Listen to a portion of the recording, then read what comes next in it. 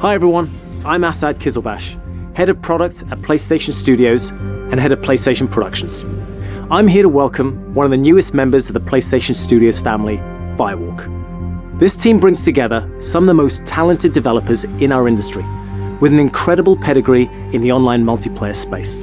We announced their first game, Concord, last year, and today, they're revealing gameplay captured in-engine on PS5. But first, here's an extended vignette introducing some of the cool characters you'll find in the Concord Galaxy.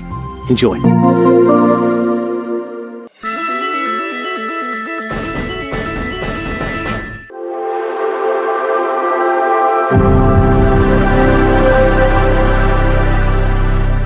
Hello there, and welcome to episode 98 of the Video Game Podcast Between the Joysticks. This is episode 98. I'm your host, Nick, and I'm joined by my co-host, John. I'm just joking. It's E3 week. We got to bring the energy. I never know what bit you're doing when you start. I just know something's off, and I don't know where it's going. John, we're in the thick of it. This is like Christmas, you know. I know it's not as good as it once was, but you know, we got like 6 showcases in on like 10 days right now.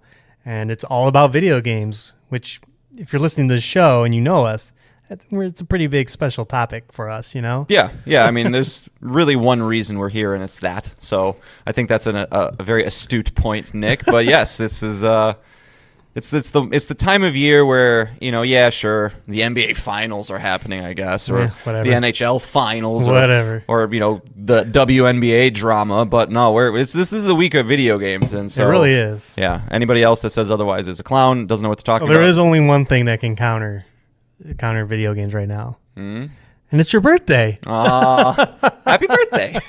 Thanks, buddy. Yes, it's John's birthday today when the show will be published. So 35. Ugh. Old man now.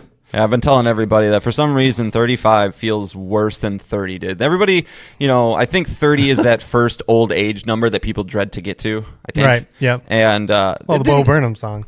Yeah, right, exactly. If you've seen Inside by Bo Burnham, song from there. If you haven't watched it, it's amazing. But yeah, that one didn't hit me hard. I was just like, yeah, whatever. You know, I still feel good. And I still do feel good today, but I don't know. Something about being halfway to 70 just feels bad.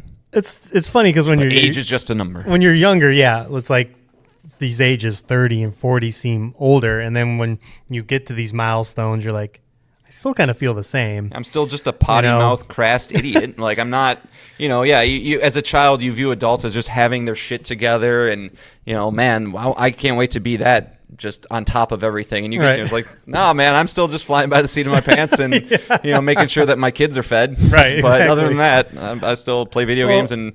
I'll go back and rewatch Curb Your Enthusiasm, and I'm like, oh, look how young Larry David is in like that first season. 59. And I'm like, he's in his 40s when that show started. Was he? I mean, yeah, that's old, but man, he was in his 40s when that started? Yeah. Holy cow. Mm-hmm. Yeah. Wow. Or Morgan Freeman, I think. I mean, he didn't land his first leading role or anything like that until I think he was 50, driving Miss Daisy or whatever. So, yeah, Larry David is 76 now, so Curb came out in 2000? Yeah, so you're right. He would have been 53. Yeah. And you're like, oh, he looks young there. And it's like, no, he was quite up there. Old man. Old man. So you're not quite there. You haven't even lived half your life, most likely. Most likely. I'm gonna get by the average human male. By a garbage truck tomorrow. Yeah, no, it's, you know, I still feel good, feel young. I'm honestly getting in better shape than I've been in since my like teenage years. I can vouch for that. I've made that push, you know, within the past 2 months or so. So, you know, these guys at work here, they had to force some pizza in my mouth, but, you know, it is what it is. And I know birthday pizza. I know. Oh, I'm paying for lunch for me. Oh, woe is me. Your favorite pizza joint. Oh, no. Yeah, Supino's Pizza. That's maybe now you know where we live. If you want to block this out, Nick, you can. If not, whatever. But yes, it was delicious. Good.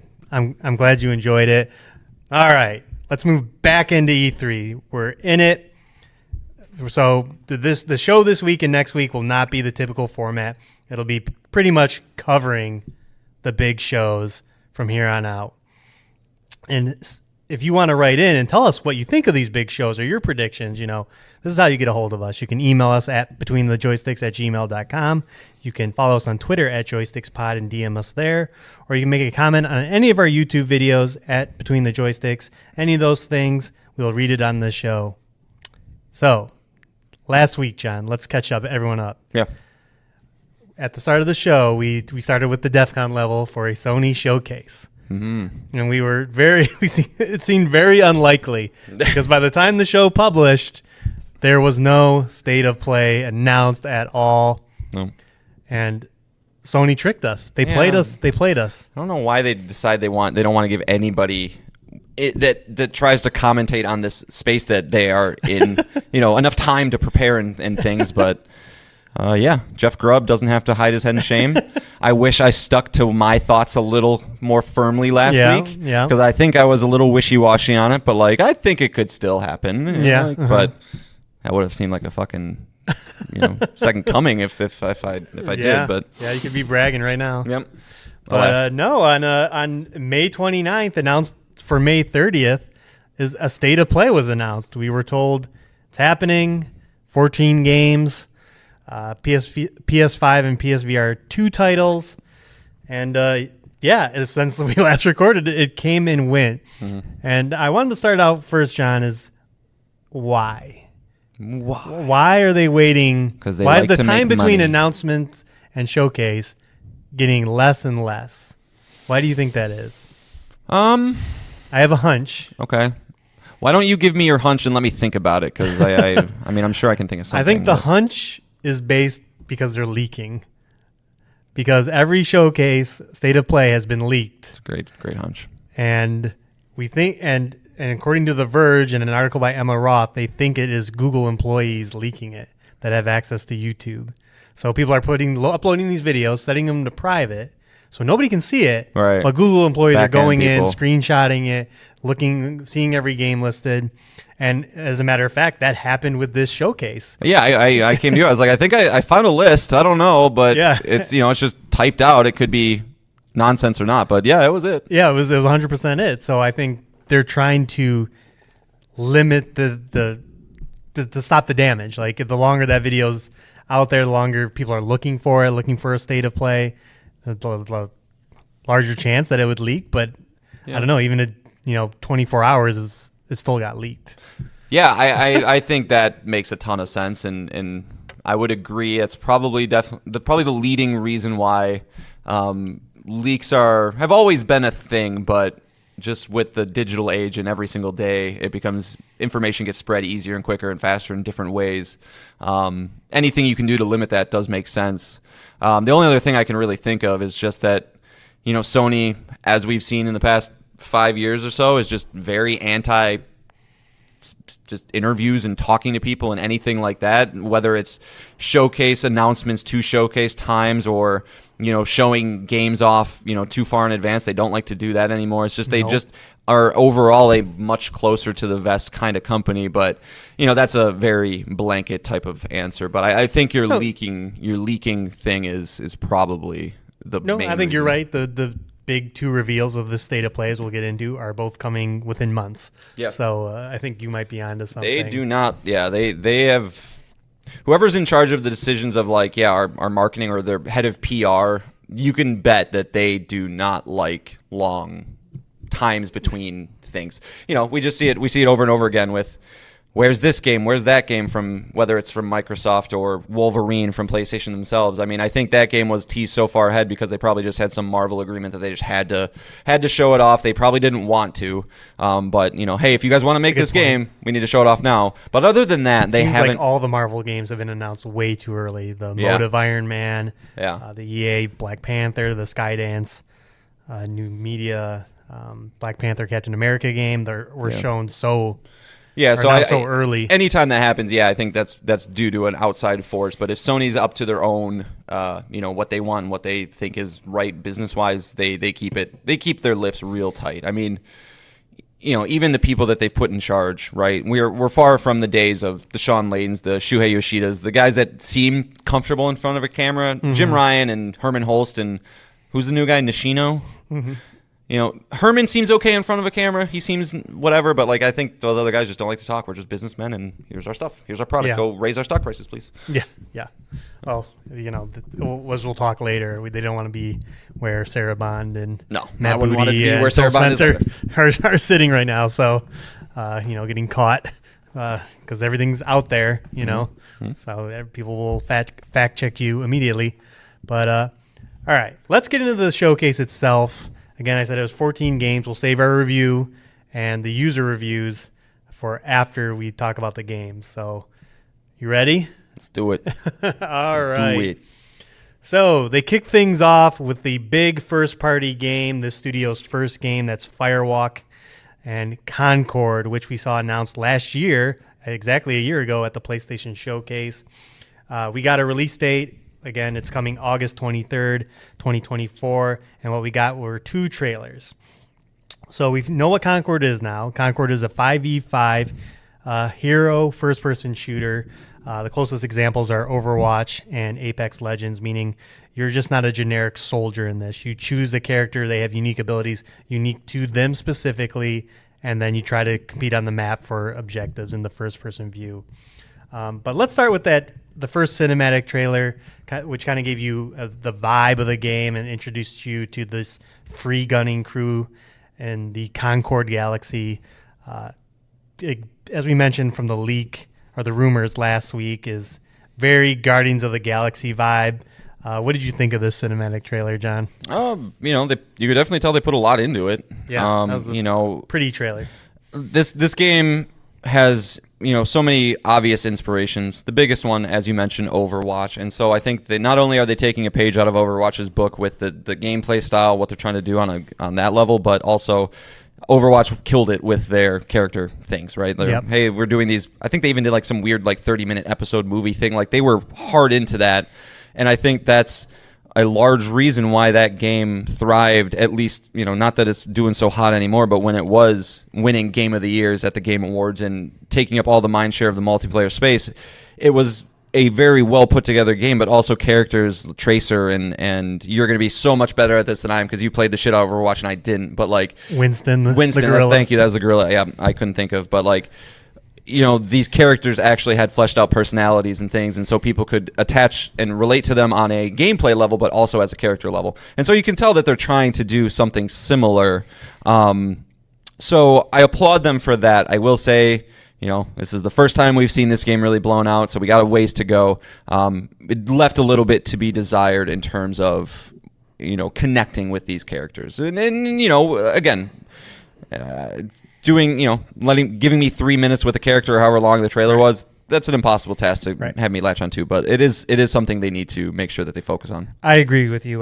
There's not a single character that we see throughout this trailer and then the gameplay trailer that came after that I connected to like Overwatch did, and I think that is something they'll definitely have to get through. And maybe it is just you play the game, and we'll get into the interesting thing they're going to do from a week-to-week basis to try to get you attached more to these characters. But yeah, from just the instant thing, you're just seeing carbon copies of Guardians of the Galaxy characters. There's a Drax equivalent who talks just like him, a Star-Lord equivalent. It's just... Yeah, I never felt a connection to them. They just felt a little too generic.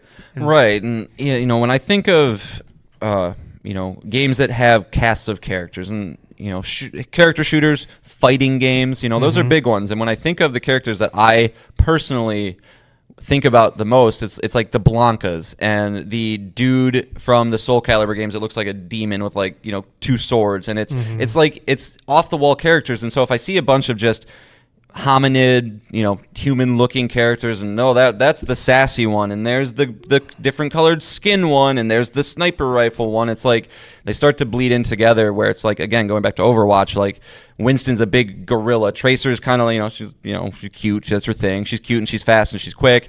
You got the dude with the floaty orbs, I don't know, his name starts with a Z, I think. You had the cowboy shooter. It's like it's just, there's so much. At least a little bit more there than what we see so far. But it's also, we've only seen, 5 or 6 characters, I think? And I'm sure there's going to be more.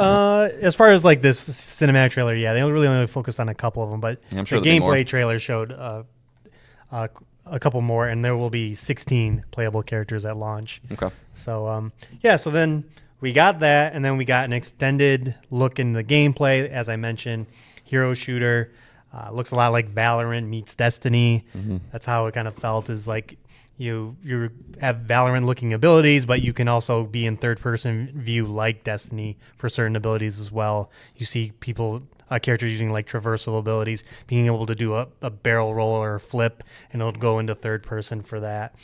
And then they went into the gameplay and showed a lot of it. But again, these live service games are entering a very saturated market, and you have to see something here, unless you get your hands on it. And we'll talk about what that may cost to get your hands on it. It's just, again, just nothing grabbing me. And I know John and I are transitioning into even women. further away from multiplayer social gaming. We're getting, time is more precious, and we're trying to get away from forever games like these, that would ask you to play all the time. So did the gameplay itself do anything for you, John? No, just, if I were to think of one word, it's uninspired, for kind of this whole package. And, this is an unproven team. We haven't seen anything from them in the past. So, I want to be open-minded about it. But yeah, it's just, it's seemed very uninspired. You had your typical shooting with some sort of alternate ability that, unique to that character. But, if you were to show me that map in an Overwatch map with, if you can remove the art styles, because that's a pretty big tell in Overwatch. But I couldn't tell the difference. It's generic city with generic shooting and generic characters. So I'm hopeful that Firewalk has something else up their sleeve that maybe we're not seeing, or they haven't decided to show off yet, or it's not ready. But, if you're a fan of us, I do highly encourage the Kyle Bossman YouTube channel. He's great, got a lot of insight, and he talks about this game in a lot of ways where it's just like this, and then though, and what else are you doing? Right. And it's just it's a 5v5 shooter with characters. Is that it? Or in this day and age, if you're vying for people's time to such a degree that these games, in order to be successful, need to capture that much time. It's not sticky. It's not sticky enough. I can tell you that right now. Yeah. I 100% agree with you. It's just, it needs something else. And maybe you play it and you're like, oh, this feels incredible, and that will be enough. But as we just get this, bird's eye view into the game, it's not doing so hot. But at least it's free, right, Nick? We don't know. We assume it's not free because it is asking for pre-orders. Yes. It has pre-order bonuses. We will actually find more about that this week. But it will have a pre-launch beta in July, and apparently if you pre-order it, you get 4 beta keys, so you can give those out to friends. Okay. So if you wanted to play with your buddy, that's cool, I guess. Yeah, so one person can pre-order it, and then you have a squad, basically. Asking for money is a tall order. Yeah, I mean that was shocking to see that pre-order. Honestly, from the beginning, I think we've been not jazzed at the idea that Sony is investing so much money and time into this venture, but understanding and understandable that they want to pursue this. If successful, it's basically a license to print money. Right. And a license to print money in this day and age with costs increasing, all that stuff, is just a sense of security that, of course, any single company would want. But it's already a tall order to get into this space, to create a product that people want to continue to come back to. And you need a large player base for it to be successful, especially in the beginning. And if whether it's $70, $50, $40, I don't think people are going to see that with the reception it's already had and just kind of go, nah. It's not being received very well. It is. Now. Yeah, I think I saw it had 19% thumbs up on YouTube, which I still don't know how people see that shit. I thought they got rid of that. You can't see it, but certain programs will let you see the actual numbers. Oh, sure. Okay. So yeah, has not hit the ground running the way they wanted to. And I think they have a very big hill to climb, for sure. Yeah, it made me think that. Well, I wonder if this will go the Destruction All Stars route, where I think that would be smart. Destruction All Stars was listed as a PS5 launch game, $70, and it was a month and a half before the launch of the game that they said it's a PlayStation Plus essential game. Yeah, or extra. Essential, extra. That's didn't exist. the bare minimum is Yep. making this like a, Animal Well, Right. something. That's the bare minimum I think to give this game a shot.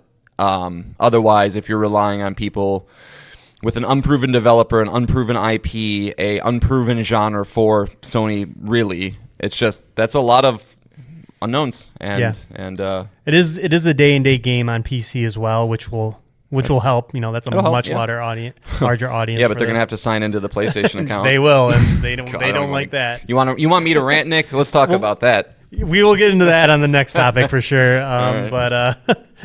But yeah, so this is the big blowout of the game, and they got a lot to prove in a very little amount of time.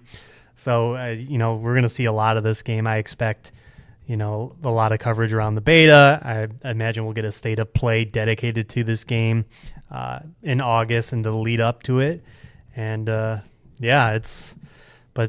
not a great quote unquote first showing. No. Do you ever feel bad when games get shown off and then the reception is not great, and then you think of those poor developers that are like just sitting there going like, Suicide all right, Squad, here's the day, let's see what they think, and then everybody's like, go fucking kill yourselves. Oh no. I feel bad, man. I don't know. It's got to be because games are made in a vacuum until they're announced, right? You're kind of crunching. You're kind of, is this working? Do we, you get people to come in and test it and all, but then it's like you probably get really excited for the big reveal of it, and then to have not the warmest reception. I'm sure some people feel bad. Maybe some people feel driven to make the game even better. And I don't have any ill will against the game. It just needs to find something. Find something else. And then they mentioned this that they're going to have weekly cinematic vignettes. I don't know if you saw them talk about this. Just in that Bossman video. Yeah, that they're going to have every week. You'll log into the game and you'll get a cutscene of the characters in the game interacting with each other, which is a tall order. A weekly at a weekly cadence is very hard. I wonder if they plan to do that in kind of like a seasonal, battle pass kind of way, like battle pass is active and then it ends and they'll stop for a little bit until the next battle pass. But that's a tall order. And again, if you don't care about the characters, you're skipping the vignettes. So you said weekly, right? Yeah, that is what they said. Over under on 26 of them being made, half a year. Do they get past that number? Because Sony is not afraid to just kind of go, all right, never mind, I guess. We saw it with the Vita and the VR, and it's just like all sorts of stuff, we'll talk about that. As far as support for, I don't know. They're kind of unproven at this point. It's just if the game doesn't get off commercially, off to a running start, and numbers don't look great, and Sony starts to evaluate costs, they're gonna be like, well, this is fucking dead, so don't bother with that. Or like, hey, we're gonna pause these, focus on the game. I don't know. I love the idea. I worry that it's not the best of games to try that with. Yeah, we'll see how it goes. Suicide Squad's another one. Is like, when does that game get the plug pulled on it? They have a bunch of leaked DLC characters coming, but how long?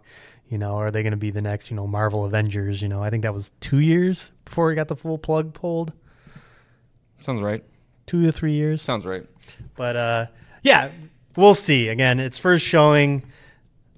Again, John and I aren't a fan of the genre in the first place, but even myself, who played so much Overwatch, got addicted to the characters and the costumes and all that stuff. I didn't see that same.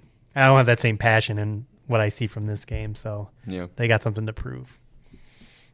But all right, getting back into the next game they showed in that PSN controversy John had mentioned, God of War Ragnarok.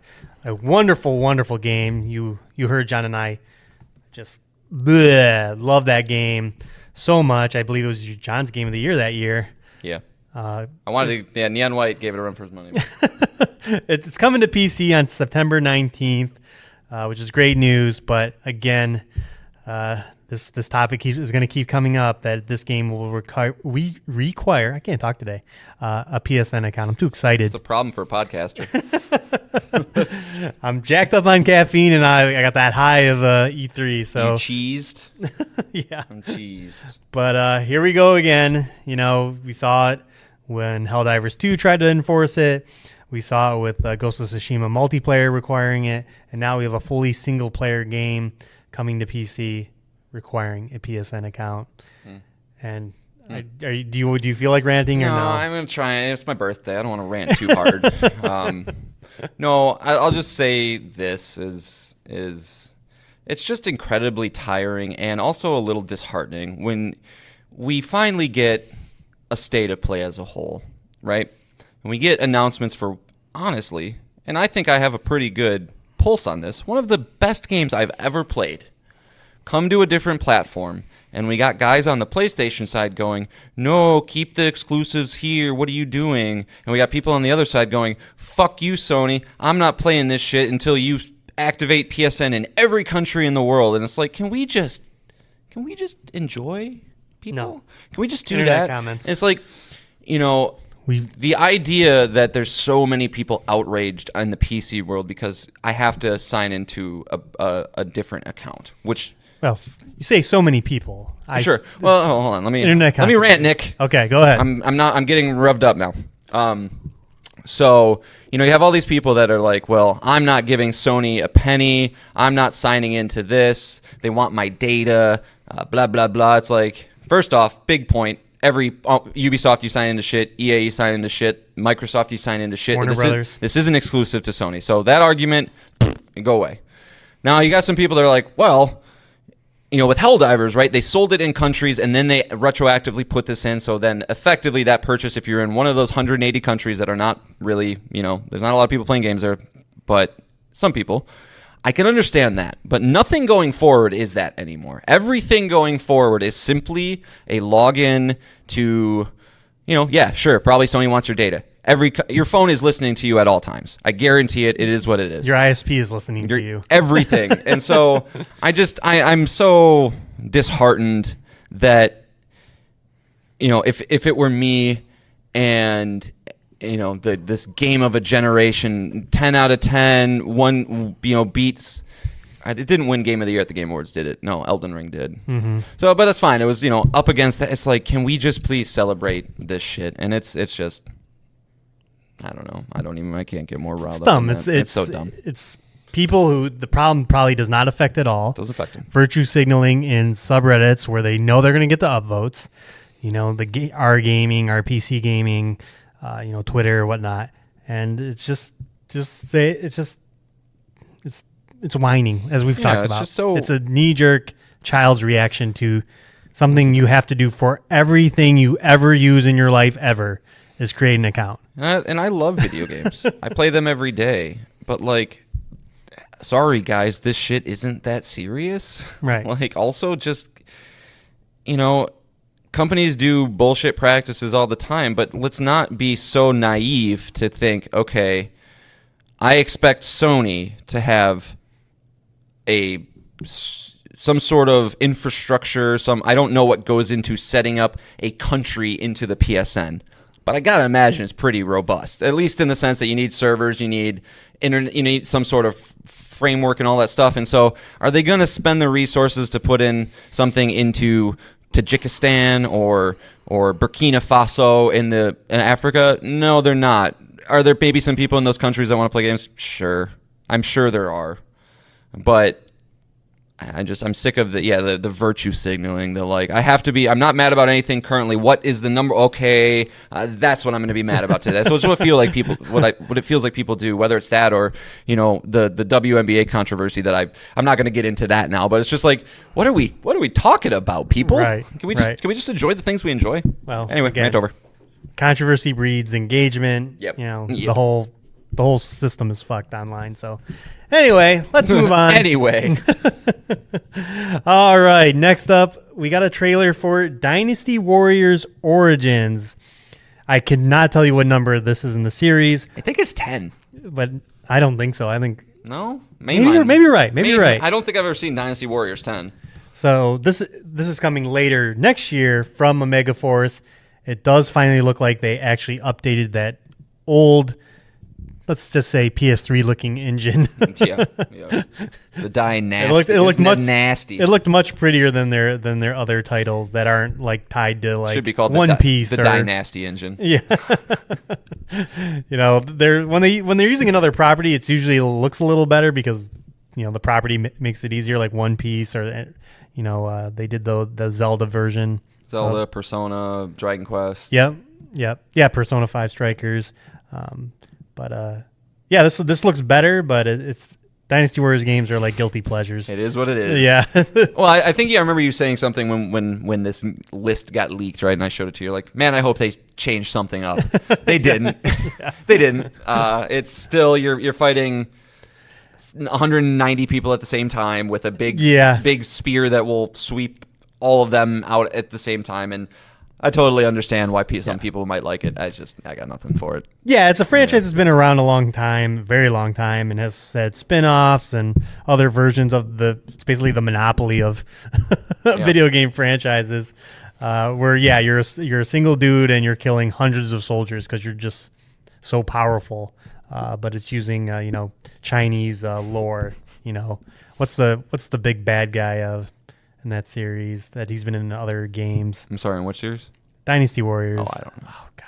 Lu Bu or... Oh, I think it's Lu Bu. I'm looking at the comments and it says, remember, do not chase Lu Bu. Yeah. So you're onto something. Yeah.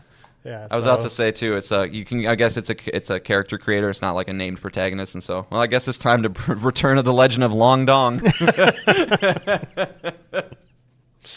But yeah, again, coming next year, so we won't see it for a while. Up next, I wonder if my son would like something like this. I'm sure he would like it's gotta be good the brain deadness of it all. Right. Oh, it's so cool. Next up, we got Infinity Nikki, a trailer for an open world free-to-play dress-up game from Infold Games coming later this year in beta form on PS5. Game of the show. This series has been around for a while, I guess. This is the 5th game. You're lying. It's a mobile series, I guess. Oh, okay. You're not. But the outfits that you get to change into change your abilities. You can be the floating outfit. Where is this a sequel to Balan Wonderworld? Yeah, right. yeah. But there's different outfits: floating outfit, purification outfit, gliding outfit, shrinking outfit, which are all just as. That's a nail on the head is what they do. But any interest in this one, John? Nope. Okay, we can move on. All right, next up is another Infold Games game called Ballad of Antera. This is from Tipworks Studio, a free-to-play action RPG. This has you playing multiple emissaries. It showed multiple different characters you can play in. It's a third-person action game. Looks a lot like kind of like, again, the new hotness is the Soul series. Kind of looks like that. New, but it does support up to 3-player co-op. No release date for this one. Any thoughts, John? Huge swing of emotions with this one. I saw it and like immediately I was like, oh, this looks like Elden Ring. It's I know what you're saying with the new hotness with the Soul series. It's like you got the Liza P and you got all these companies that are trying to establish their own series in that world, right? And really the only other one that's been successful in Neo. Liza P was successful. There'll be a sequel for it, but a lot of times they come out and they're like a Lords of the Fallen situation or the Surge situation. These are not bad games, but they're not scratching that itch. And so I thought like this looks like one, right? It so much so that you could tell there's Elden Ring inspirations with like the weird stars and like all of that and like mounts, and the graphics look great. And then when I heard it was a free to play game, my heart dropped. Yep. Like, cause sorry. Yeah, it's just like that doesn't mean it's going to be a bad game now, but it means it's going to be a fucking grind. It means it's going to want to try to capture your attention for all the time it can, and maybe there's some sort of campaign thing you can just mainline and get through and dip out, but it probably means the game's going to be tailored around a multiplayer type experience, which I personally would rather just go through something by myself, and so. It's not a game that I'm going to ignore completely, and when trailers and stuff come out, I'll poke in, but I was when I saw it, was very hopeful. It was just another AAA, Chinese version of see what they're going to do with Elden Ring or with like a FromSoft game, and I guess it's not the case. still looks good. I think it still looks pretty Yeah, dope. it could be one to keep an eye on. Yeah. Maybe they'll be doing something different. Yeah. Free to play. We don't know what it is. Is it a gacha game like free- Genshin, or is it? Yeah. What does the free to play part of it mean? Free to play is just, whether you agree or not. To me, it still has a dirty word connotation, right? Yeah. It's like, I love Rocket League. That's free to play. Because there's a But potential other to than spend that- more money than $70. Yeah, and design. They have the game design focused on not balance and progression, but on grind and longevity, and that's a very poor swap. Yep, in my book. I agree. All right, we're going to do 2 titles next, both for PSVR 2, the only 2 games shown for PlayStation VR. First up, we had Skydance's Behemoth, a first-person action-adventure title coming this fall. And then we also got Alien Rogue Incursion, also coming later this year. This is going to be an original story told in the Alien universe. Good timing because there's an Aliens movie coming later this year. John, what did you think about these 2 titles? Are they enough for you to get into PSVR 2, despite both these titles also coming to the other VR platforms? Well, that last sentence you said was pretty important. I think these games look great. Personally, I think they look really fun. Really? Okay. Yeah. As somebody, I own the PSVR 1, so I'm kind of familiar with high-end experiences and low-end experiences on that platform, and these definitely seem like they are going to be high-end experiences. Behemoth specifically, it looks like the hand-to-hand combat is tight. There's some cool moment where he used like a grappling hook to pick up a sword off the ground into his hand, used it to block. Like, it all looks pretty cool, and if you can combine that with Shadow of the Colossus type things that add a sense of scale, and that's a cool recipe for VR. And then Alien, that what a match made in heaven. Yeah. A lot of people have wanted a sequel to Alien Isolation. Unfortunately, I don't think that game sold well enough to do it, but this is definitely a good compromise, and I think it fits very at home on this platform. It's going to be terrifying, but if they can nail the atmosphere and all that stuff right, you hold the little alien scanner thing in one hand, you got some sort of flashlight in the other, and you shit your pants. Yep. Unfortunately, to answer your question, no, it's not enough to get me to buy one. They still need a system seller type game, a Half-Life Alyx. And I'm just going to insert this right here because I know we don't have it on the list, but one thing that might get me to buy a PSVR 2 that is not attached to the state of play real quick, but I have to say it because we're talking about it. Yep. Sony did just announce that they are going to be selling an official adapter to the PSVR 2 to be able to play that on Steam VR, which is extremely exciting. So, because then I can play Half-Life Alyx if I have a rig to play it. So lots of still moving pieces, but we're getting closer, right? We are getting closer to me going if I see one, maybe I won't be able to resist now, because if you get a couple of these games, you get some Resident Evil stuff, you get access to the Steam library, which is not just Half-Life Alyx, but Boneworks and a lot of other high-end stuff. It's starting to become a pretty cool piece of tech, but it is still, I don't want to jump ahead too far in the VR. There is a glaring missed opportunity with this thing that leads me to believe that Sony doesn't even give a shit. But no. But with that PC announcement, I was like, maybe. I think well, we keep talking about how the video game industry is fucked, right? Budgets are ballooning, like the time to make games is ballooning. Spreading between 2 platforms is dumb. I think if Sony could go back in time, and COVID just was so poorly timed for, I think, this device specifically, right? Yeah. PS5 was going to be fine regardless, but this thing, it came out a little bit after it, but it still was very much COVID times. When they're just evaluating, okay, well, we could support both with our first party, man, my brain's not working either today. Our first party equipment and resources. That's the fuck resources, goddamn. But at the sacrifice of taking 8 games to come out, 8 years to come out for a mainline game on the PS5, that's not a good thing. So I think if they could go back in time, they probably would have I would hold the tech for a little bit, maybe release it later when things get easier to deal with. But PSVR 2, the smartest thing Nintendo ever did was combine the Wii U and the 3DS into one platform, and then all their studios are just working on that platform, and look how well it did for the Switch. You know that meme of like if they're at a pool and there's like a mom holding the kid up and it's like, oh, my child, that's the PS5, and then you got the girl that's drowning, that's the VR2, and then you got the Vita is sitting on the and the skeleton on the bottom. Yeah. So hopefully the PSVR 2 can be saved and not drown and join the PS5 on the safety and not drown and die.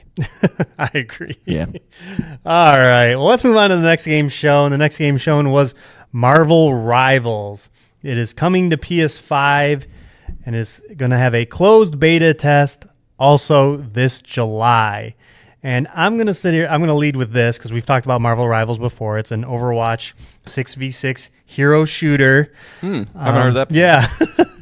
Yeah.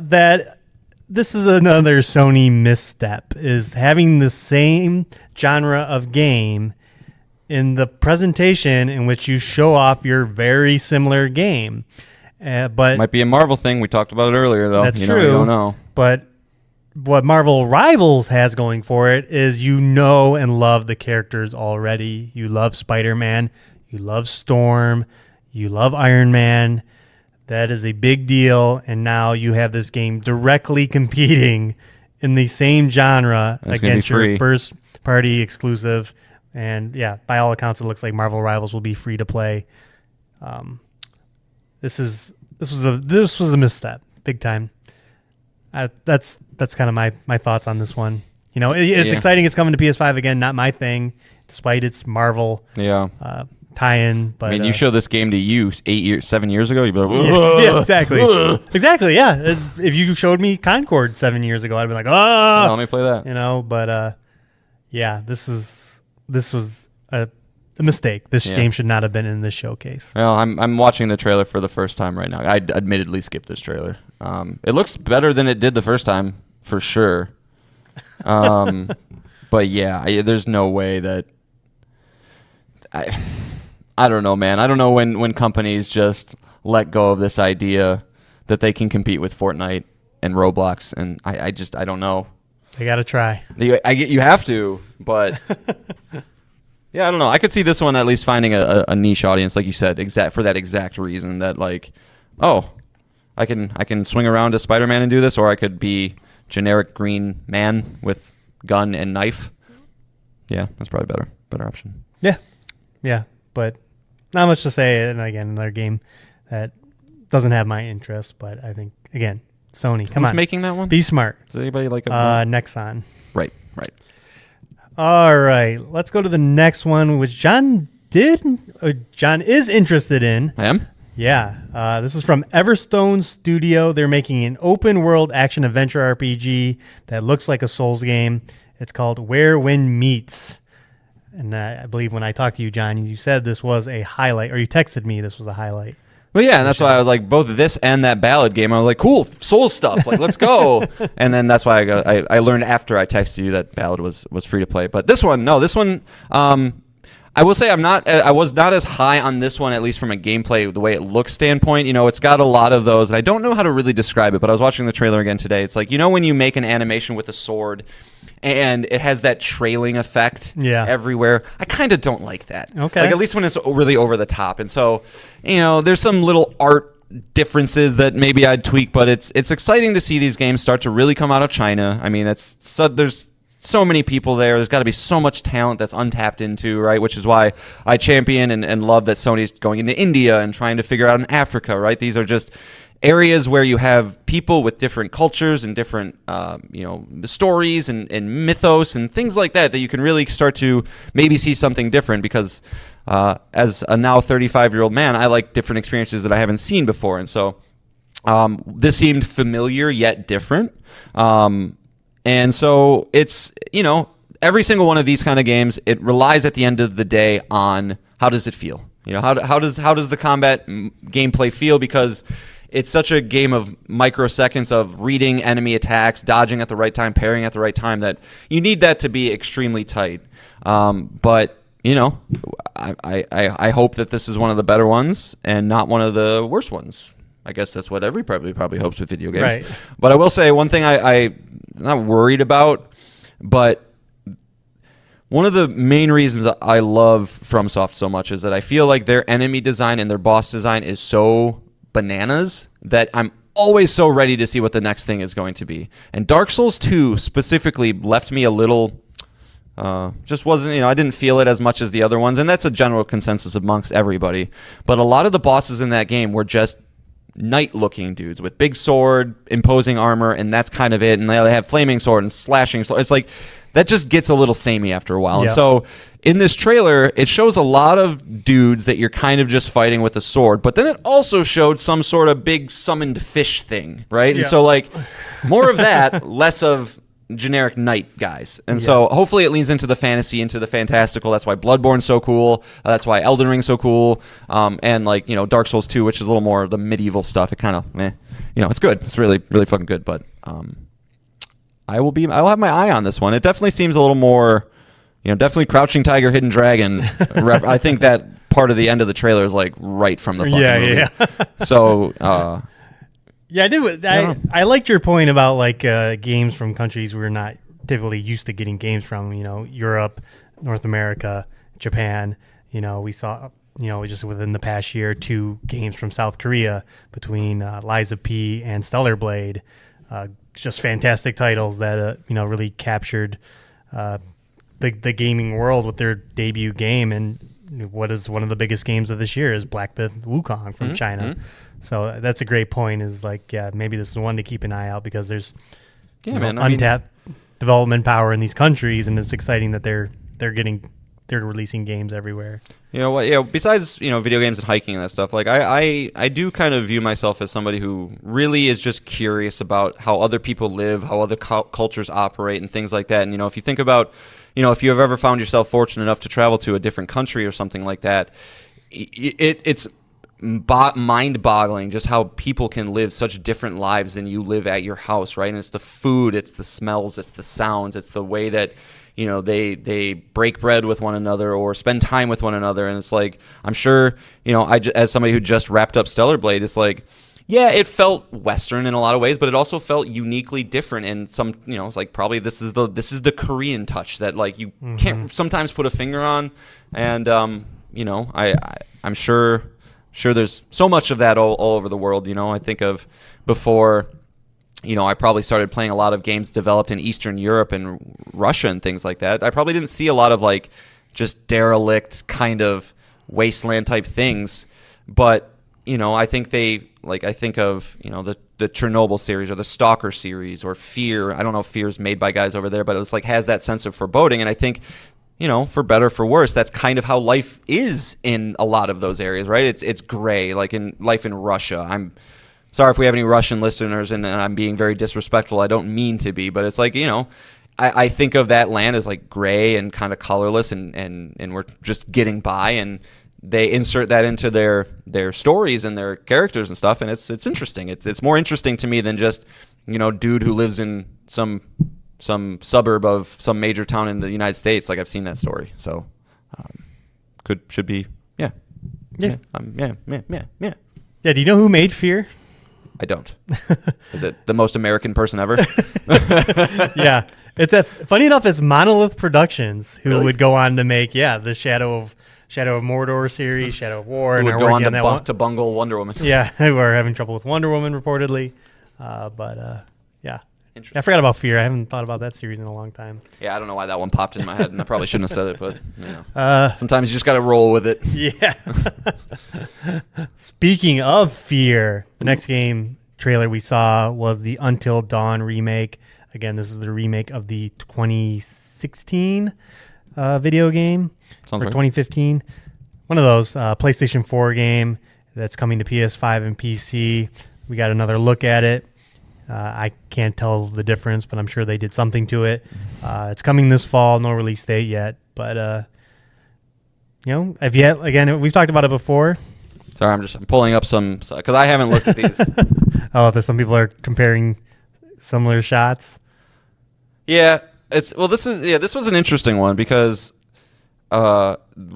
this was a rare game that I played with my wife, and she loved it. She probably liked this game more than I did. Okay. Like, and so I showed her this, and she was like, "Oh, cool, maybe we can replay it." And I was like, "Yeah, that sounds like a fun thing." But I had that exact comment to her. It's like, this trailer to me is that exact thing where you go, that's exactly how I remember it in my mind's eye, right? Yeah. You know how technology progresses. You know it probably looks way better, but it did not seem, as I was watching the trailer, I was like, I don't think you need to remake this. No, but no, but it's coming. Yeah, I don't know. It must have not originally came to PC. So if that's not the case, then yeah, it's entirely warranted. But yeah, it's just the old version. A lot of flats, a lot of shiny, like kind of just smooth skin and that sharp edges, and they're fleshing that out a little bit. But yeah, but I already played it, so yeah, I don't want to pay for it again. I'll tell you that. If they give me an upgrade path somehow, which I don't know if I own Until Dawn digitally,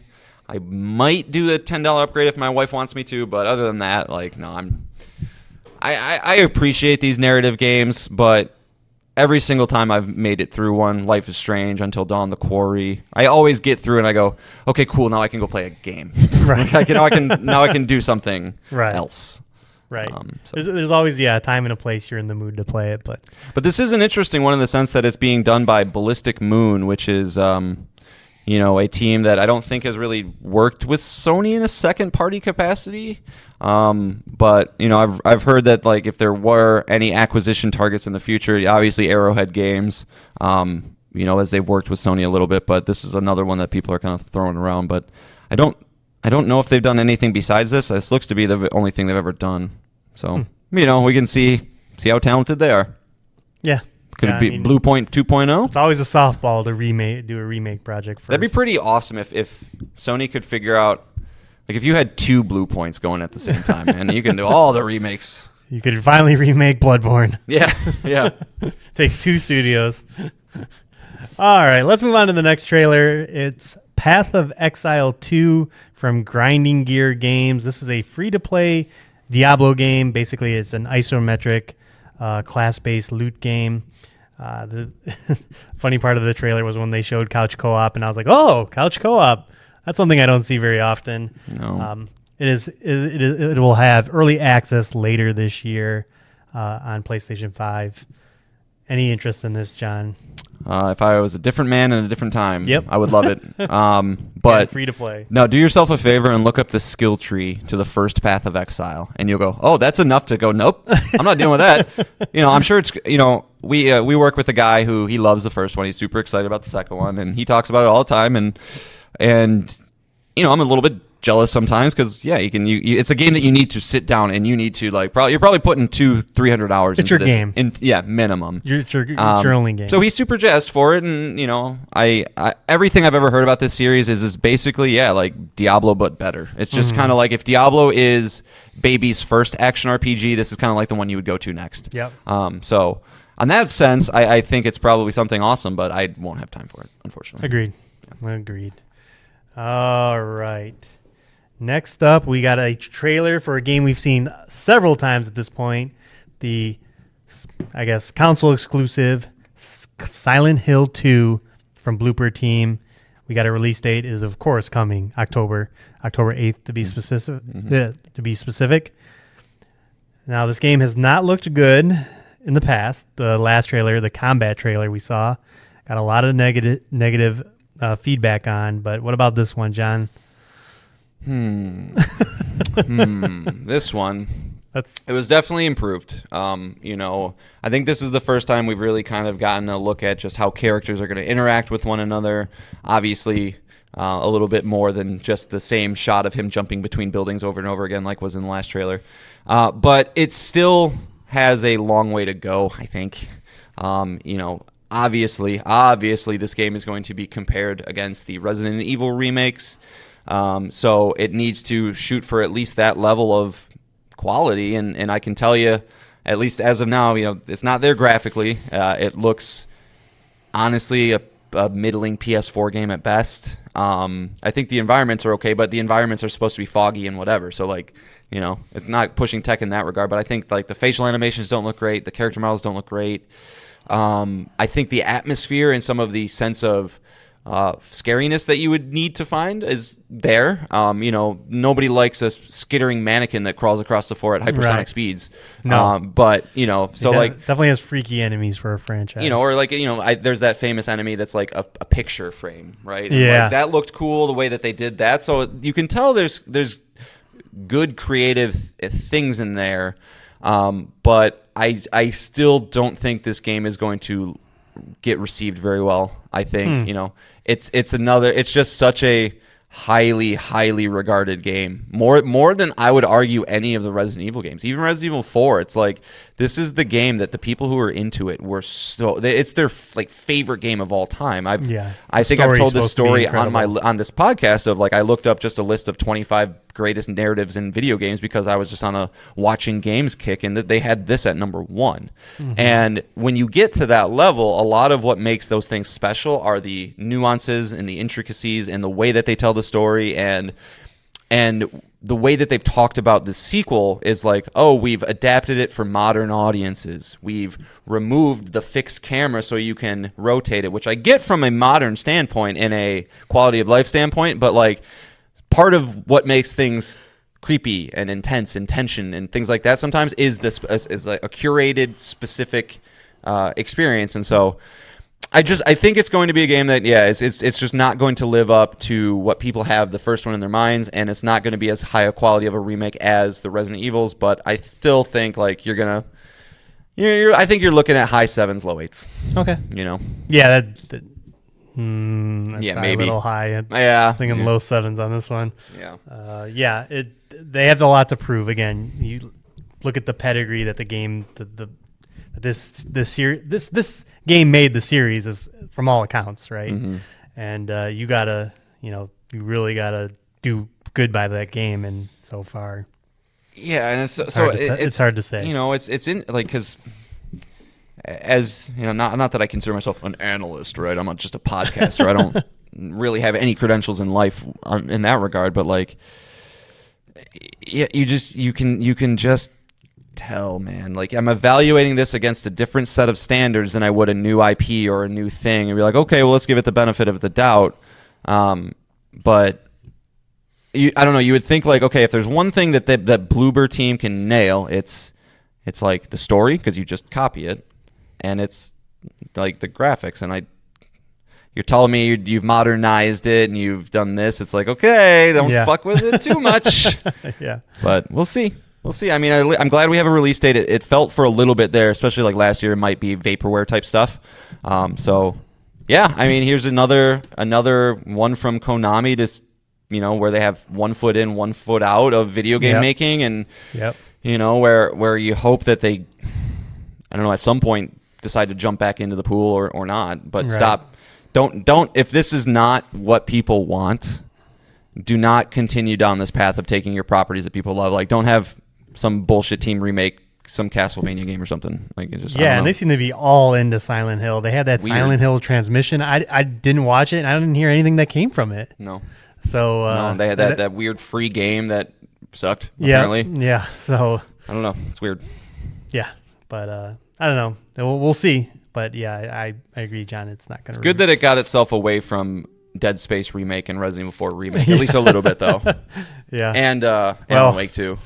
Well, yeah. Well, we'll get into that. Well, Resident Evil 9 might be coming January, so. Sure. Uh-oh. At least it's in front of it. And as we'll get into E3 proper Summer Game Fest stuff, it looks like more Alan Wake is on the way, so. Yeah. Uh-oh. Oops. All right, moving on to the second to last trailer. We got a gameplay trailer for Monster Hunter Wilds coming next year.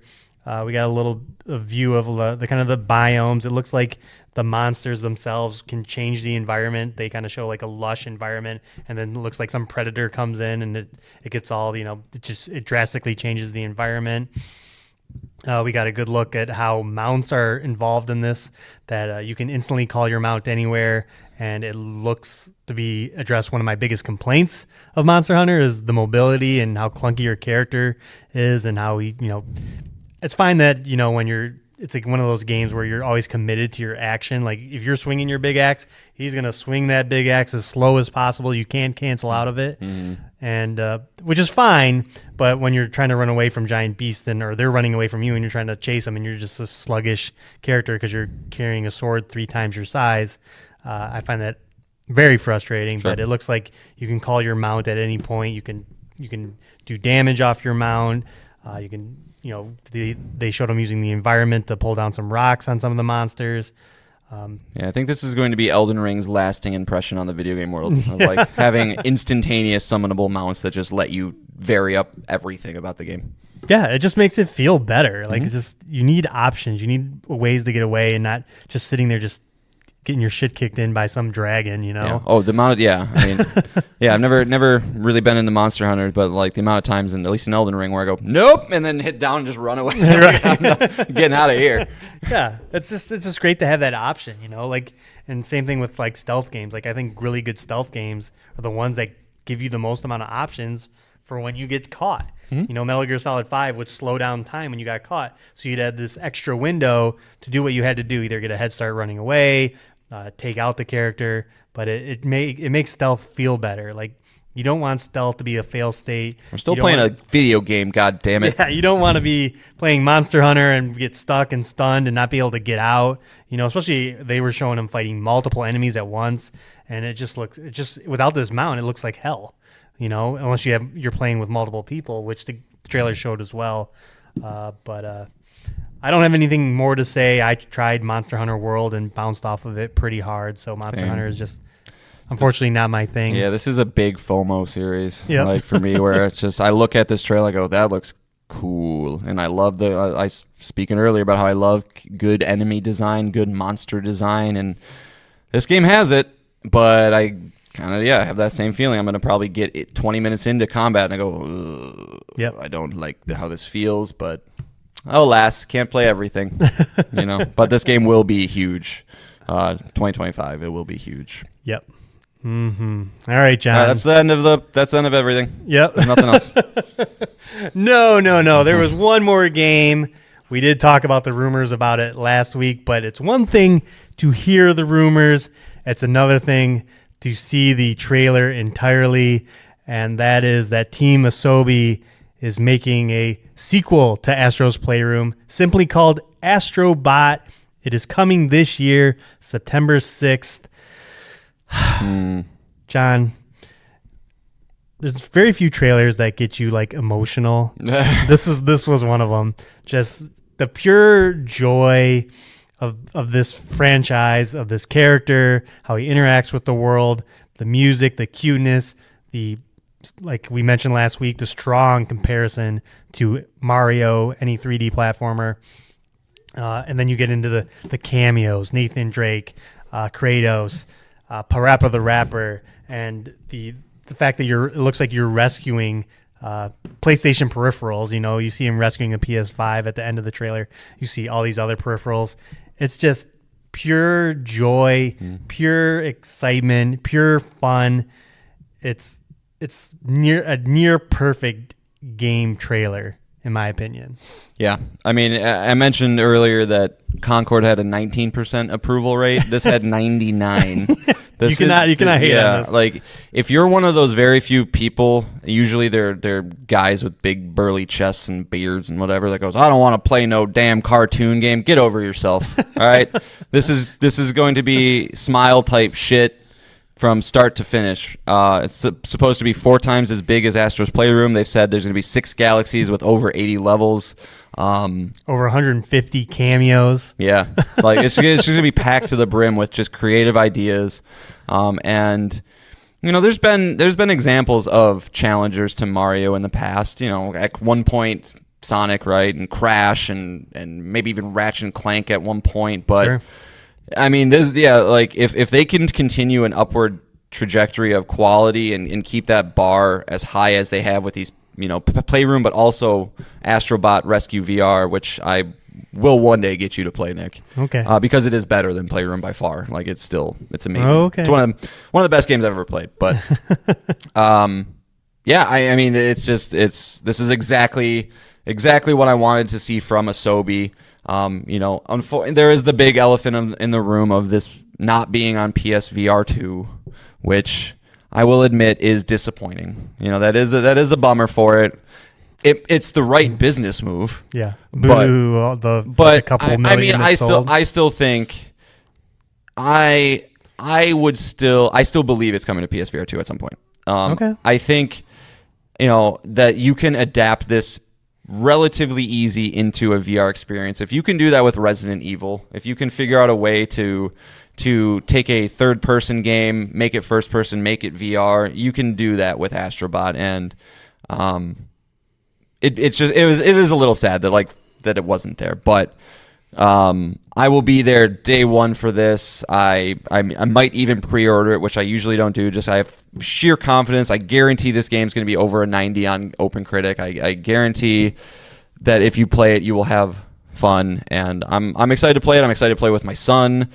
He watched the trailer and he was just even the whole time he was like, no way, whoa, just seeing all these little things that go on in that trailer, because that is something I started to get worried a little bit. I was like, they're showing so many things, and it's but I also have so much confidence. There's got 150 cameos, 80 levels, blah blah. Every single thing's going to be.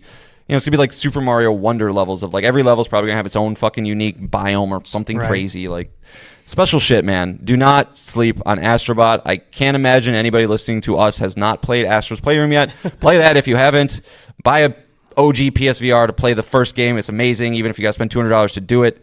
It's good stuff, Nick. It is. It's very happy to see Astrobot. Yeah. Whatever. We've said enough. It's fantastic. Yep. But before we get into the overall showcase and the review and our poll we put out, this looks to be Sony's. We got the slate of Sony games, right? Yep. We have Concord, we have Astrobot, we have Silent Hill 2, and then the third-party games: Assassin's Creed Shadows, Star Wars Outlaws. Yeah, Until Dawn. I don't know if you want that. But. Yeah, Until Dawn is another one. This seems to be their fall lineup. Are we happy? I'm happy. Yeah. I'm you happy. want one. I want one. Exactly. I think, anybody out there who's... We got Spider-Man 2 last year. Yeah. That was one. That's the cadence we have now. And Sony, I'm sure they're going to have a couple third-party deals in place. Maybe we know about them, maybe not. It doesn't matter. But, there's so much to play that, with the first half that they've had also with Stellar Blade and Final Fantasy and Helldivers, and, they're having a good year. It's not their best year ever, but... again, if we look at this on a competitive lens, they're kicking the shit out of all their competitors in those regards. Leading console. Their momentum is unwavering, and they don't need to, frankly, do more. So, if they have games that are cooking that could benefit from an extra set of polishing, go to the next quarter, whatever the case, that's fine. Yeah. I'll play Astrobot. No worries, man. Yeah, we'll most likely have new hardware this fall, which they'll probably get into, again, the second half of this year, the PS5 Pro. You're always looking for, like I said, I always look for at least one game from the platform that I prefer, and then, the other publishers will fill in the rest, and it looks like that's exactly what we're getting, so... Yeah, and maybe this is sacrilege for a video game podcaster to say, but it's also okay if you do other things besides play video games. So, I understand if you're somebody that goes, but you're not an Astrobot person. You go, well, I got nothing to play. I guess I understand, but yeah, video games aren't life. There's other stuff. No. I don't know why I'm saying these things. Play more video games. Listen to our show more. Yes, indeed. All right. Well, let's get into our review of this state of play. Let's talk about. I put a poll out there, and Can I modify my score? I know it's not going to reflect in the poll. I don't know your score, so you can do whatever you want. Okay, you texted me, so I don't. Oh, that's right. Yeah. That's right. All right. Anyway, okay. Disregard. That's right. I know your score from the text. All right. So I said rate the state of play. A through D. A being the best, of course. The grades. Twitter only allows up to 4 options, so we can't go on a 10-point scale or anything like that. But what won with a resounding 50% is a D, the worst rating, followed by C at 25%, B at 18.8%, and A at 6.3%. Mm-hmm. John, where do you fall on this scale, and what do you overall think of this showcase? So I texted you a B, and I want to drop it to a C. Okay, that's fine. Specifically because of that, I texted you a B before I knew that Ballad game was a free-to-play game. So, like, you know, at first I was like, okay, Astrobot's a 10 out of 10. Awesome. I'm happy I know what Concord is. They showed it off as not for me. It could have shown better, but at least now we know. We've got that monkey off our back. A couple cool Souls-looking games. I'm in for those. And, you know, Silent Hill 2 is looking improved. So it's like, okay, yeah, this isn't everything I hoped it would be, but, you know, people, I would encourage and really plead people to really pay attention always. And Nick and I honestly can probably do a better job with it too, but like to the verbiage, it's a state of play. You're not going to get the next Blue Point game, the next Sucker Punch game, the next Sony Santa Monica game, the next Naughty Dog game. Like, that's just not how they do this anymore. So my guess is they're probably holding that off for the PS5, you know, some sort of fall showcase, maybe show off the PS5 Pro, I don't know. But that's not what this was going to be the moment we heard it was a state of play. Yeah. But as a state of play, like, you know, we got the next big game coming to PC, which I personally think is great for the console. If you're a protective fanboy that thinks it's not good for PlayStation, you don't know how business works and you don't know how finances work, because that's just free money that they can pump back into their studios. It doesn't devalue the console. You know, people are going to buy you're either console people or your PC people. There's not going to eventually in the future be everybody funneled into one. So on that standpoint, I think it did a lot of good. But I mean, I will say, like, yeah, Concord could have shown better. It could have been a little more inspired. You know, it'd be nice if there was maybe some sort of bigger VR type game, but like, we also, you know, we're kind of at the point, like, I think Behemoth looks cool. They had that Metro game that looks cool. Like, there's some stuff there too. It's not great. It's C level stuff, but also there's like Monster Hunter. So, like, you know, if you're into that, that should be a huge deal to see. Right. So I think anybody saying a D is kind of maybe being a little myopic and just kind of self-focused on what it didn't have Bloodborne 2, therefore it's not what I want. Sure, it's like it goes into these. Yeah, you need to be a little more, you know, evaluate as a whole. But no, I think it was a very middle of the road state of play with one exceptional showing game. Yep, it's kind of how I feel. Yeah, I'm in the same boat. I think you set your expectations for a state of play, and then you adjust from there. I think John, John was able to watch it live. I did watch it live, and he's like, well, just text me what you think of it. And I was like, well, it's a 6 out of 10 with one game being a 10 out of 10. Which bumps it to a C. Yeah. I'm at the same thing. It's a C. You know, not everything's there's for me, but I think all the games showed well.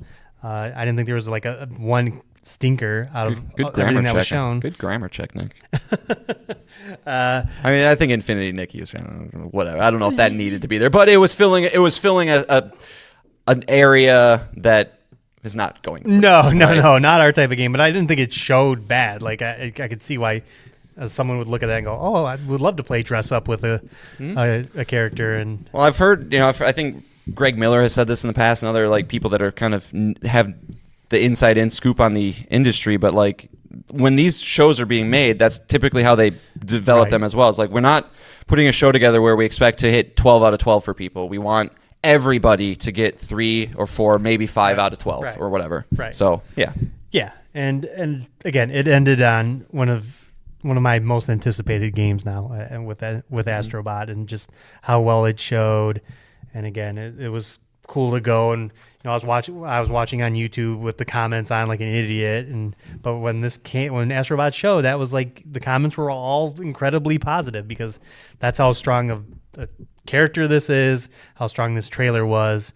And I think that, you know, rising tide lifts all boats. Sure do. So, you know, this without Astrobot, a much worse show, but you know, when you end on a big game like that, I think, you know, it's better than it has to be. But yeah, I wish, you know, we'll see how we'll get into the next topic about how the Xbox will show and how these other studios will respond. But you kind of wish Sony did push it a little bit. Like, let's go. The Sony marketing team is just like on cloud 9. Like, we don't have to worry about competitors. It's fine. Just put whatever out. We don't need to worry, because Xbox can come out and kill it. And you know, the conversation in July is not all of a sudden going to be like, PlayStation's dying, Xbox is the best. It's like, okay, we still got stuff, like, you know, they got a lot of and speaking of, you know, other third parties, you know, I expect this fall for Microsoft third-party games to also be on PlayStation. Yeah. So Microsoft first party. Microsoft first-party games, third-party for PlayStation, but Yes. yeah, I expect Starfield to be late on the. Yeah, so if that's the case, going back to your has Sony good? Yeah, you're really good if you're if you're getting that, because whether that's for us or not, that's gonna please a lot of Bethesda playing people. Yeah, so again, state of play. You set your expectations accordingly, but we need a Sony showcase. We still do. I'm kind of sick of wanting to know what all these other studios are doing, but that's a dead horse we've beaten so many times. Yeah, I mean, I read a report last week. I can't remember who wrote it, but it's more executives talking about the general consumer still does not quite understand just how much longer it takes to make games now. Yep. And I think we've been in it for a couple years now, where it's just we're in the dark while the executives figure out the new cadence, right? We were used to the old cadence. At one point, the old cadence was Grand Theft Auto game every year. Right. That died a while ago. Then we thought, okay, the cadence is 3 to 5 years. Yeah. And now the cadence is like maybe 5 to 7, maybe 6 to 8. It just, It's is what it is. funny. We were talking about Resident Evil 0, that rumor that it's coming. And I was like, what? In my mind, I was like, what, did Resident Evil 0 come out after Resident Evil 1? Like, I was like afraid that I misspoke. But it did. Oh, yeah. But they both came out the same year.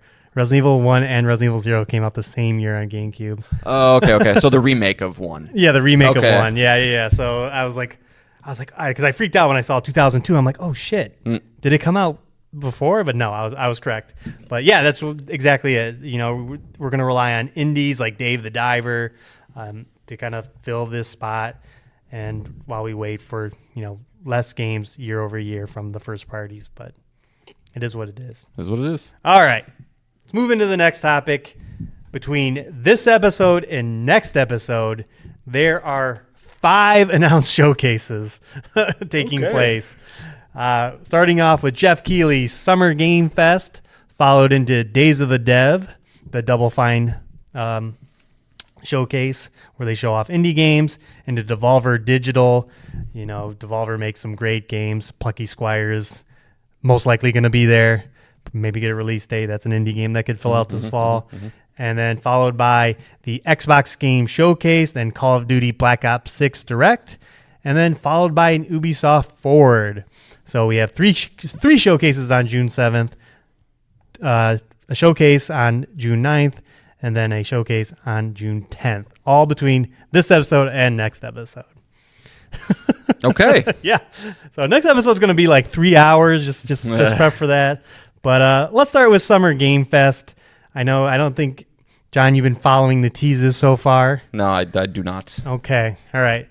Jeff Keighley's getting in front of this one. He said that the focus of this show is on announced games.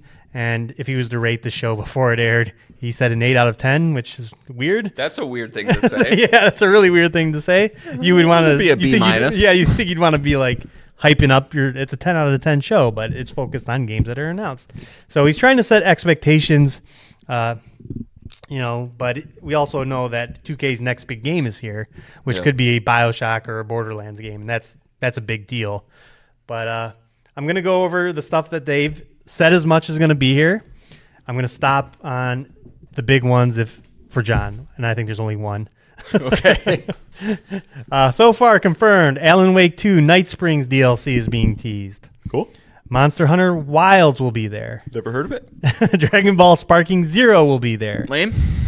We'll stop at this one. Neva from Nomada Studio, the creators of Grease. Is this one that you're... Gree. This is an indie game. I remember seeing it and being like, ooh, pretty. Hold on, let me look at the... Yeah. This is something it's not going to be a game I buy immediately, but, this is a 50 to 75% off special. Okay. I can tell. All right. The Among Us animated series.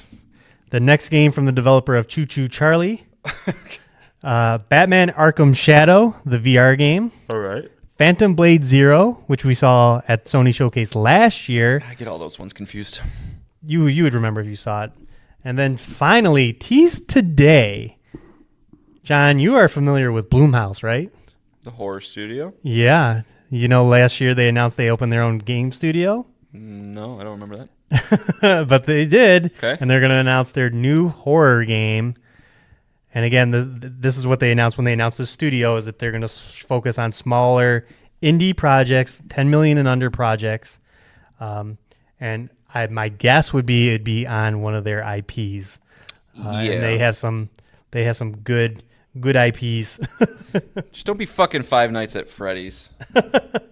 I don't think it'd be that. Maybe they've done the Paranormal Activity, Insidious. A lot of very good horror franchises. Megan, The Black Phone. They did The Black Phone? Okay. Yep. I know Five Nights at Freddy's is in there. They did the movie too, but I don't think it'd be in that. They get out.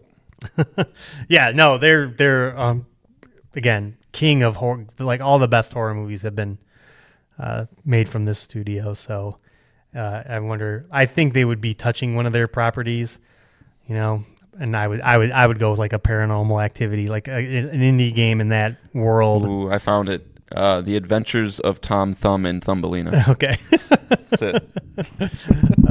they said a horror game specifically, so. You can make that. But we're going to see that. I think that would be something you'd be excited for.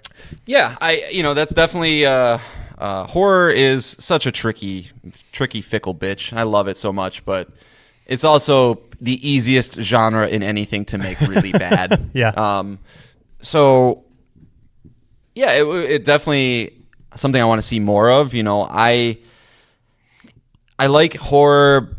Horror is hard to balance, right? Because you got a game like Outlast, which is very scary, but not very fun to play, right? You're just walking around with a camcorder, and it doesn't. You're not fighting anything. You're just scared the whole time. But then you got a horror game like I don't know, Resident Evil 6, right? Let's just say that one, where it's just balls to the walls, you're shooting, and you lose all sense of horror. And I know that they're not going to go that route based on money and stuff, but you just hope that they can find something that is unique and fits the IP, as opposed to trying to jam the IP into some sort of round peg and it's a square hole, whatever. Right. My phrases that I don't usually get right on the show, but yeah. So that's cool. That's cool to see. Yeah, I think of all these games listed, I'm excited for Alan Wake 2, of course, but whatever the DLC is. But I gotta get to that at some point. But yeah, between this and the 2K game, pretty excited. My expectations are kind of they're mid to a little anticipated. I'm just kind of thinking about what a Get Out video game would be. Oh boy. Avoid the white people. Yeah, so in the typical format of these the Summer Game Fest is a little different. It's kind of where a lot of developers come out on stage. Famously last year, Nick Cage came out on stage because he was in Dead by Daylight. So we'll start there, John. Any celebrities? Any chance? With Blue Mouse involved, there's a chance. Yeah, I see the little girl that played Megan. Yeah. And last year's was pretty good. When I looked up the list of games that were shown last year, it was pretty solid. I'm thinking, and there's a Dune game somewhere. You're gonna get Zendaya, Florence, or Timothy. I missed that tease. It was also teased today. The Dune game is going to be there. Okay, so yeah, they're going to get somebody. Dune's so hot. Thank you for this year. reminding me. So I'm going to say one of them. Chalamet showed up at the Game Awards, so I don't think you'd get him twice. But if you can get Chalamet, you can get anybody. That guy's killing it. Yeah, Dune Awakening is the game, the MMO. So I'm gonna say they bring out Josh Brolin or Javier Bardem. Yeah. I think you're right on Chalamet. I think that's probably the more likely thing. I mean, this is in LA, so celebrities can easily pop in. So still get I can get $10,000. Show up here. Okay. Yeah. And they may very well be in any of these projects. So, and if a Borderlands game is coming with the movie, that's Kevin Hart. Yeah. I don't see a Kate Blanchett showing up. No. I could see Jamie Lee Curtis. Yep. She's. I could see her doing it. That's a good. Big into video games, or kids are. And she's just big into nerd culture. I think Scream Queen and all. Yep. And then the other question I have for you, very important one. It's a Jeff Keighley show. So no, he's not going to be there. No. So will Hideo Kojima be there? No, he's not there, but he's like phone called or something. He'll his new YouTube series. Yeah, he'll have something dumb. God, yeah, they announced a podcast with him. He will not be in Los Angeles. But, but I don't think he'll be there. I don't think he'll have. You don't think Death Stranding 2 has? We just saw that at not this State of Play, but the one before that where he announced but who's hosting this? I know. They got a relationship. They're the Johnny Depp, Tim Burton of the video game industry. So, which one? Oh, I know which one's Tim Burton. That's Hideo, obviously. So, I don't think he'll be there either. I think he's more likely at the Xbox showcase showing off OD. Sure. Do you have any other predictions? Like, where I was gonna say Shadow of the Erd Tree, but then all those previews went live today. Yeah, they're just like, we'll just do that. So I don't think that'll be there. No, I mean, my Metaphor ReFantasio is going to be there too. I forgot that. So. Yeah.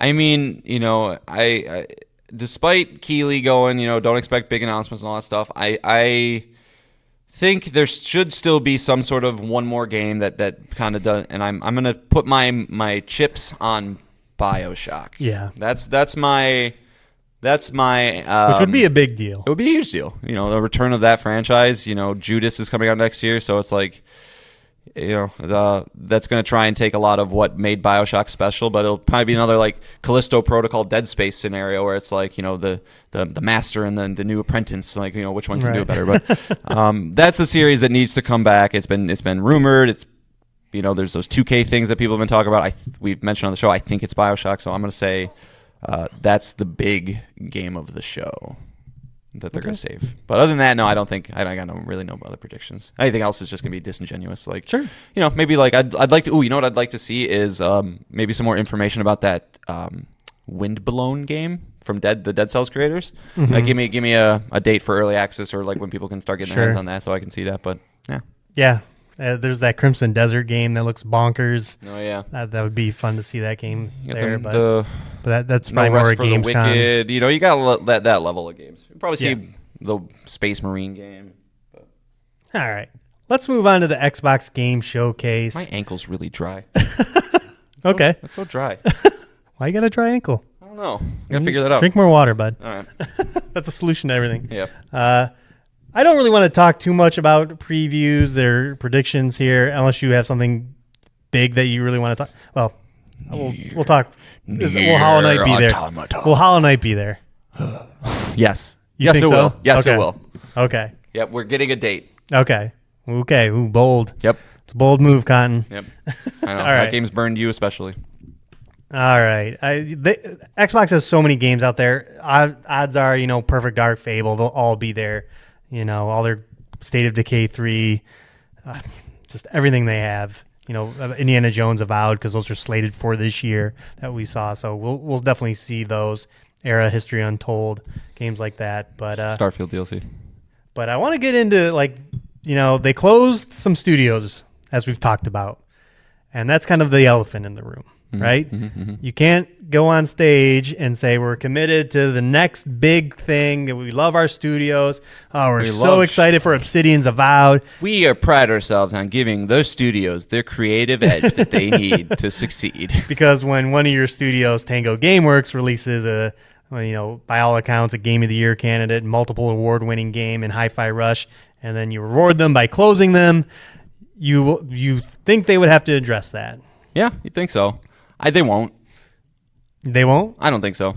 I mean, not directly. I think they start the show with like, we know it's been a rough year here at Xbox, but we want you to know that it's going to be that. Like they're going to, yeah. I don't. You think there's an apology out there or some kind of walking around it by Phil? Will Phil and Sarah Bond and Matt Booty, will they be there at all? I think Phil's there.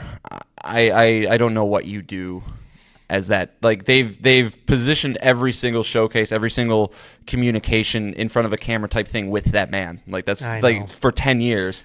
So you could have a scenario, right, where you say, hey, you guys aren't going out in front. We have a disembodied voice that does it, but like they love doing the staged presentation thing. I know. And I think Phil it just looks bad right now. It looks bad. I don't think you bring out Sarah. I don't think you bring out Matt. You let Phil take the brunt of it. You let him apologize in a loose, nebulous, broad way. Well, I don't think they're going to apologize. I just think they're going to spin it as to this is going to lead to better projects, more resources toward the games that you love, franchises you love. They're not going to be like, we're sorry for shutting Tango. They're going to be like, but they'll be like, you know, we know that maybe your faith in us here at Xbox is not at an all-time high. However, we want you. Like it'll be some bullshit like that. Right. Okay. Yeah. Yeah, I mean, between the studio show, this closing, and then games coming to PlayStation, they're in an interesting spot. And I think there was somebody who did say that they are going to be talking about Project Latitude at the showcase, which is like their internal name for bringing things to PlayStation. It's like that'd be quite the fucking move. Like I don't again, rumors, speculation. I think it was Jez Corden, who is typically somebody who knows about that kind of stuff, but yeah, that would be a wild moment if they show the PlayStation logo on their shit and be like, all these games are coming over. I don't think you do it. I think that would be a thing you put, if you are going to do it, you just put in a blog post or something. Right. Yeah. I don't know. It'll be. It's going to be very indicative of what is their strategy. Are they staying course and like, hey, we're just going to keep pushing this down the fucking road, or will this be a market moment in time of them really starting to like kind of like, hey, we are going to make that push to be the world's largest third-party publisher, or no, we're standing pat with our Game Pass. Like I think this showcase will show a lot of that. Yeah, I mean, this is the time to prove Game Pass. We talked about Call of Duty Day One. True, yeah. I imagine a big push of other Activision titles coming to Game Pass will be part of this showcase. Older Call of Duties, the Tony Hawk games, stuff like that. Tony Hawk games would be good. But out of all the showcases, for all the reasons we talked about, and because I think, this is a spot for other third parties too to be there. Last year we got Star Wars Outlaws here at their showcase. That this is where we could see Dragon Age Dreadwolf or other big titles. That I think this is, out of all the anticipation of all these showcases, I think this is the one, because I think, again, Xbox is always the one that's got to prove things. So. Yeah. Yeah, and they're the last remaining relic of the E3 that we remember and love, I think. Yeah. Bethesda doesn't do shows anymore. Obviously, they're with Xbox. Ubisofts are always kind of meh. Yeah. PlayStation doesn't give a fuck. Nintendo does their thing. Yeah. So, yeah. And then we'll just end here on Ubisoft Forward, unless you got any other things you want to talk about after that. But again, June 10th, they said Star Wars Outlaws there, Assassin's Creed Shadows is there, X-Defiant will be there. I assume Avatar Frontiers of Pandora. Their DLC will be there. There's a rumored Splinter Cell remake coming. They earlier this year had the Prince of Persia Lost Crown. I believe they have DLC coming for that, and also the roguelike that's being made. Oh yeah, that one too. That is coming from an indie developer.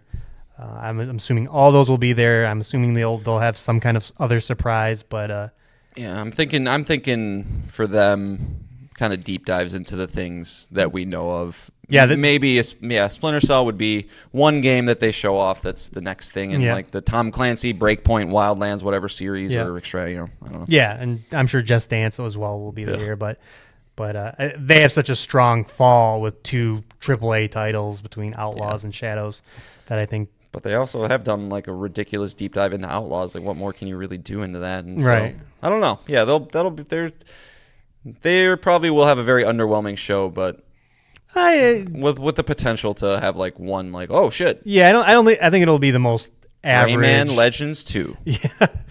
Well, if they worked the same team that worked on the Prince of Persia game, so I'm sorry. I got to play that game. All right. I think. That's all I got. Other teases for this week have been Skate is supposed to be doing something. That could show up anywhere between Microsoft and Keeley's thing. Is there any chance Nintendo brings Switch 2 news? Any of that? Show off? Nintendo said they're having a showcase in June. It's just not announced. Right. So I'm assuming by by the end of this month we'll have a showcase. Do they show up? But they'll just do the Sony thing. We won't. It'll be announced and be there before, and we'll have already don't have time to talk about it. Yeah, is it going to be the last / maybe second to last direct that focuses only on Switch 1 stuff, or does this? Yeah, or do they start? Hey, Metroid Prime 4. Here's the date. It says spring 2025. We all go, I guess that's when the Switch 2 is coming out. And they don't talk about, like, I wonder, do we start to see that's a good that is a really good question. If games are going to be on both platforms, yes. That's the only way they could have a really good showcase. They'll be on both. I mean, Breath of the Wild was. God, the Switch is so fucking old, though. It is. It really is, dude. I would not be excited for any title running on turning both. that thing on. I go. Ugh. But again, as we keep talking about, development cost, bloat, all that stuff. It just, the rumor is that Call of Duty Black Ops 6 will be on PS4. That's. I knew that rumor, but so it's just these games got to make money, and so to make money, you got to put yourself on more platforms than ever. And with the install base of the Switch and the PS4, and that's why you're going to see games. I think, that's it. That's just it. Yeah, I got nothing else though in terms of other things. Just give me Nier Automata 2 and Bloodborne 2. I understand. That's all I want. All right, so I think that's it. I think it's a good place to end it. Yeah, we do have our video game character battle royale. We'll continue that. Results are good for you, John. Yeah, they are. 2B moves on. Okay. And Dante, was it Dante? Or am I? Somebody tied with what? Crash again? No, Solid Snake beat Crash. Oh, that's right. We pushed him through. Let's see. What was the other matchup last week? I don't know. Rayman. There was Rayman. It was Star Fox and Dante. Okay. Or Fox McCloud and Dante. Dante moves on. 2B moves on. We have our 4 competitors. Wow. Snake, Dante, 2B, and Zagreus. Yep. Yeah. So you replace Solid Snake with Kratos, and we got a perfect Final Four. We'll try and. Today's John's birthday. I don't want to take up all his time. We've been talking a very long time, so we're gonna I feel like we should just push it till next week. Yeah. We'll just plan on a 3-hour podcast. If we're being honest, my wife that you need to. Where are you? It's your birthday. You come celebrate it with me. Yeah. Okay. Understandable. Your loved ones want to spend time with you. That's not a bad thing. Yeah. Well. Yeah. But yeah. So this teases for next week. It is showcases. It's E3. It's gonna be fucking awesome. Yeah, I know it's a bummer. I just gave you Stellar Blade 2, but we don't have time. We don't have time to talk about it. No, and I have Dragon's Dogma 2 as well. So. Wow. And I have a GameStop story. You don't tell me anything. So it's physically Dragon's Dogma 2. Yeah, I did. Yeah. Mm-hmm. Yeah, I traded in some games, so I got it for free. Okay. So yeah. Well, but that is like weeks off before we can talk about that, because 99 is all about E3, but the episode after that is 100. Mm-hmm. We made it to 100 episodes, and so we gotta celebrate that in some kind of fun way. 101 is Shadow of the Erd Tree time, and here we go, baby. Here we go. It's fucking awesome. If only the weather wasn't so nice, you'd want to spend more time inside. Like, I thought you were gonna. If only the weather wasn't so shitty. We don't want to be inside playing video games as much, but they're just begging for our attention. Speak for yourself. So yeah, so that's it. I mean, we will. I don't know if we'll talk about everything, but we'll try and pick all the highlights of the shows and go from there. Yeah, I mean, Nick and I we're gonna have a nice little Friday date, get some pizza, watch Summer Games Fest together. Yeah, we won't be live streaming it, but I'll probably be tweeting during it. And again, we'll do another poll to see how you guys feel, but. I think Keely, is going to have a pretty decent show if he can get BioShock. I don't know, man. If he's telling me 8 out of 10, I'm expecting like 3 out of 10 now. Oh no. Yeah, I mean, a lot of the stuff is known. It is a 2-hour showcase. Expectations, folks. Expectations. So we'll see where it goes, and I'm assuming there'll be ads, because that's how this thing is paid for. So it'll be fine. Yep, it should be good. But all right. John, what song should we end it on? There's only one song to choose. Yeah, there really is, because the return of Astrobot, and it had a remix of a song in that trailer, and that song is "I Am Astrobot" by Kenneth C.M. Young. Another jam. That whole loving the trailer, like, what's your name? I am Astrobot. This is perfect. Yeah, just so good. And that is another great thing about that title is we're gonna get a whole new batch of songs. You know, like I'm Your GPU is a fucking jam. We're gonna get like a PSVR specific song and like a DualSense specific song. Yep. Who knows? Yeah, it's gonna be awesome. Might not be the greatest year in gaming. I'm gonna relinquish that crown. I'm gonna say next year will be, but you know, we'll know more next week. Next year, yeah. So, you know, thank you for listening. Be pumped for episode 99. Please write in what you see and what you're excited about, and we'll read it on the show. Again, email us at betweenthejoysticks@gmail.com. But until then, we love you. Thanks for listening. And again, we will see you next week. Bye, guys. Bye, y'all.